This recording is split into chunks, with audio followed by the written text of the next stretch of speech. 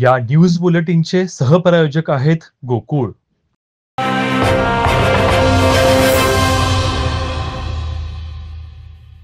Miraj MIDC हद्दीतील Aman plastic या प्लास्टिकच्या भंगार गोडाऊनला काल संध्याकाळी भीषण आग लागली होती। आग भयंकर असल्यामुळे या गोडाऊन मधील लाखो रुपयाचे प्लास्टिक जळून खाक झाले आहे। अखेर अग्निशमन दलाच्या 5 बंबांद्वारे आगीवर नियंत्रण मिळवण्यात आले।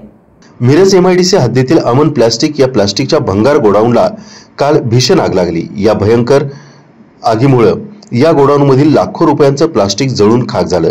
अग्निशमन विभागाच्या 5 ते 6 बंबाच्या साहाय्याने आग विझवण्यात यश आलं।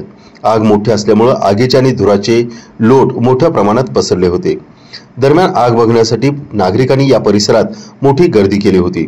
बचाव कार्यात अडथळा येऊ नये यासाठी पोलीस घटनास्थळी दाखल झाले होते।